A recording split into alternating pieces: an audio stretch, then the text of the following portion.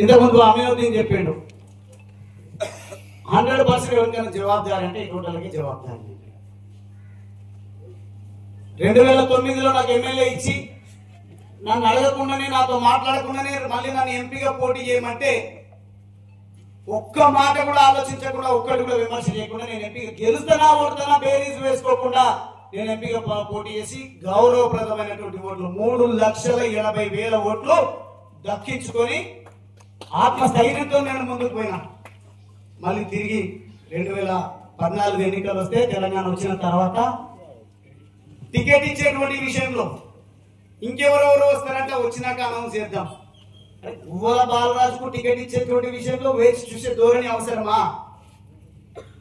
తర్వాత 2018లో నేను MLA prove చేసుకున్నాను, నాకు తెలిసి కొంత గొప్ప. 2018లో టికెట్ ఇచ్చేటప్పుడు ఇప్పుడు నేను ఎవరో అనడం కాదు, పెద్దలు రాములు గారు కూడా అర్థం చేసుకుంటారని నేను భావిస్తున్నా. పాపం ఆయనకు టికెట్ ఇస్తారని ఆయన తీసుకొచ్చింది, ఆయనకు నాకు ఇక్కడ పంచాయతీ పెట్టారు. గ్రూపుల్లో విడిపోతుంటే నాకున్న నైజంను బట్టి ఎట్లాగో వాళ్ళు సర్ది చెప్పే ప్రయత్నం చేయరు కాబట్టి నా అంతటా నేనే నిలదొక్కుకోవాలంటే నేను ఎవరైనా కావాలని కుట్ర చేస్తే ధైర్యంగా చెప్పి డ్రామాలు చేయొద్దు, నేను ఇక్కడ శాసనసభ్యుని, నాకు తెలియకుండా మీరు గ్రూపులు పెట్టి టికెట్ మాకు వస్తుంది మీకోసం ఎవరికైనా రాని ప్రమాణ పూర్తిగా చెప్తా ఉన్నా వాళ్ళ కోసం చేద్దాం, కానీ ఇప్పుడు ఆ ప్రస్తావన తెక్కండి అని చెప్తే అప్పుడు నేను అన్న మాటలను రికార్డు చేసుకొని అధిష్టానానికి వినిపిస్తే నీ కోపం తగ్గాలి, నువ్వు అట్లా అనవద్దు. నా ఆవేదన వ్యక్తీకరిస్తే కూడా కోపమా? ఏదైనా గట్టిగా మాట్లాడితే కోపమా? నేను మందు తాగను, నాకు నిజంగా చెప్పాలంటే ఏ సమస్యలు లేవు, నాకెందుకు ఫ్రస్ట్రేషన్? నాకు ఇబ్బందులు ఉండాల్సినటువంటి అవసరం ఏముంది? అప్పుడు అది జరిగిపోయింది. ఎవరికైనా నేను కూడా త్యాగం ప్రజల కోసం చేస్తా, ఆ త్యాగం పార్టీల కోసం చేయాల్సిన కర్మ నాకు పట్టలేదు. కమిట్మెంట్ నా ఆలోచనల కోసం కమిట్మెంట్ తో ఉంటా, నా ప్రజల కోసం కమిట్మెంట్ తో ఉంటా, పేదరిక నిర్మూలన కోసం కమిట్మెంట్ తో ఉంటా. రేపు నిజంగానే నేను పార్టీలో చేరితే ఆ పార్టీ నీకు టికెట్ ఇవ్వదు, కానీ పార్టీని గెలిపించే ప్రయత్నం చేయి, నీ ఆశయం ఏముందో పేద ప్రజల కోసం కావాల్సినటువంటి ఎజెండాను నిర్మిస్తామని ఎవరైనా చెప్తే దానికోసం నేను సిద్ధంగా ఉంటాను. కానీ నీకు టికెట్ ఇస్తాం, నీకు పైసలు ఇస్తాం, గెలిస్తే చాలు కదా అన్నటువంటి ఆ పదవులు ఎందుకు, ఏమవసరం నాకు? నేను ప్రభుత్వ విప్ పదవి కూడా నేనేం అడిగింది కాదు. ఎస్, మొదటిసారి గెలిచినప్పుడే నేను మంత్రి పదవి అడిగినటువంటి మాట వాస్తవం. కారణం, ఒకవేళ దళిత కోటాలో చూస్తే అదే గ్రామంలో యాదయ్య అని ఒక జవాన్ చనిపోతే ఆ రోజు పచ్చి సమైక్యవాది అని చెప్పుకొని రావద్దు అని మాట్లాడుతున్నటువంటి పోరాటాలు జరుగుతున్నా చంద్రబాబు నాయుడు గారు వచ్చారు, మిగతా వాళ్ళు వచ్చి ఆ కుటుంబాన్ని పరామర్శించిపోయింది. కానీ సాయి రెడ్డి గారు చనిపోతే ఎందుకు ప్రధాన ప్రతిపక్షమో దాని విషయంలో ప్రశ్నించలేదో ఒకసారి మనం ఆలోచన చేయాలి. పోరాటం చేయాలంటే మీకు నా బలం కావాలి అంటున్నారు, మీరు నా అన్న, నా తమ్ముడు, నా కుటుంబ సభ్యుడు అంటున్నారు. నేను మీకంటే ఎక్కువ కేసీఆరే దేవుడు, కేసీఆరే సర్వస్వము, ఆయన ఆదేశానుసారము ఆయన లక్ష్యాలు నెరవేర్చడం కోసమే నేను పనిచేస్తా అని దాదాపుగా 2 దశాబ్దాలుగా నేను పనిచేసుకుంటూ పోతున్నా. ఎక్కడ నేను తొంగి చూసినటువంటి దాఖలాలు లేవు. ఎక్కడ నాకు టికెట్ వస్తుందా రాదా అని ఎమ్మెల్యేత్తినటువంటి పరిస్థితి లేదు. కానీ సాయిరెడ్డి హత్యను కూడా వాడుకోలేకపోయినారు.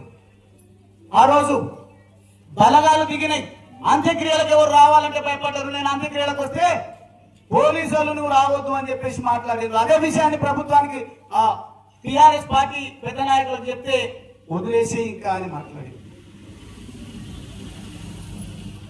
ఇక్కడ ప్రజలు ఈ రకమైనటువంటి ఇబ్బందుల్లో ఉంటే ప్రశ్నించరు, కానీ పనికొచ్చే అంశాల, పనికిరాని విమర్శల ప్రభుత్వం చేస్తుంటే దానిపైన పవర్ పాయింట్ ప్రెజెంటేషన్ ఇచ్చి క్లారిఫికేషన్ ఇచ్చేటువంటి ప్రయత్నం చేస్తున్నారు. This the look after the court. ఇది కోర్టు చూసుకుంటది, లేకుంటే కమిషన్ ఇచ్చినటువంటి తీర్పును బట్టి అసెంబ్లీలో చర్చకు పెడతా అంటున్నాడు ముఖ్యమంత్రి గారు. అక్కడ చర్చించండి, అది కూడా పరిమితమే చేయండి. కేవలం ప్రభుత్వం చేస్తున్న విమర్శలు, గత ప్రభుత్వం ఇప్పుడున్నటువంటి ప్రభుత్వంలో ఉన్నటువంటి వాళ్ళను ఇబ్బంది పెట్టినట్టు అంటే అంశాలనే అసెంబ్లీలో చర్చిస్తున్నారు, బయట చర్చిస్తున్నారు, సోషల్ మీడియాలో చర్చిస్తున్నారు, మెయిన్ స్ట్రీమ్ మీడియాలో చర్చిస్తున్నారు తప్ప ప్రజలు ఏం కోరుకుంటున్నారు? బీఆర్ఎస్ పార్టీ అధికారంలో ఉన్నప్పుడు ఇంటింటికి నల్లా ఇచ్చింది. బీఆర్ఎస్ పార్టీ రైతులకు రైతు బంధు ఇచ్చింది. ఓకే, ఇచ్చినందుకే కదా ప్రజలు ఓట్లు వేసిండ్రు, రెండోసారి కూడా గెలిపించారు. మరి కాంగ్రెస్ ఎట్లా అధికారంలోకి వచ్చింది? బీఆర్ఎస్ పార్టీ కంటే, ప్రభుత్వం కంటే కేసీఆర్ ప్రభుత్వం 10,000 ఇస్తే మేము 15,000 ఇస్తామని చెప్పిండ్రు రైతు బంధు, రైతు భరోసా పేరిట.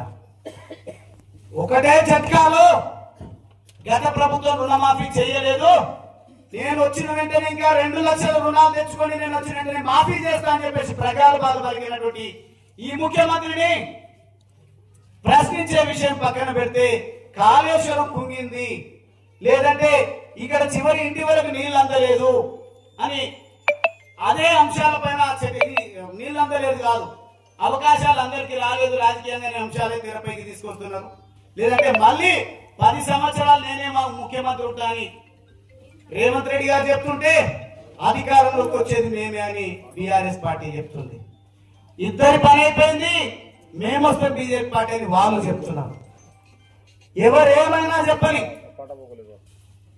ప్రజాస్వామ్య దేశంలో నిరంతరం ప్రజల మధ్యలో చర్చ జరగాలి. ఆ చర్చ ప్రజల కోసమై ఉండాలి. ప్రజల కోసం జరగాల్సినటువంటి చర్చలు జరపకుండా నా అటువంటి గొంతున్నటువంటి మాట్లాడే శక్తి ఉన్నటువంటి నిబద్ధత కమిట్మెంట్ ఉన్నటువంటి వాళ్ళు ఇబ్బంది పడతా ఉంటే ప్రభుత్వం చేస్తున్నటువంటి కుట్రలకు సహకారాన్ని అందించాలి. ఇక ఈ యువకుడు ప్రజల కోసం తన పేద వర్గాల కోసం పనిచేస్తుంటే ఓడిపోతే ఓడిపోయి ఇంకొకసారి తిరిగి లేస్తాడు కదా, ప్రశ్నించే గొంతుగా కావాలి కదా అని వాడుకుందాము, నిలబెడదామనే ధైర్యం ఇవ్వకుండా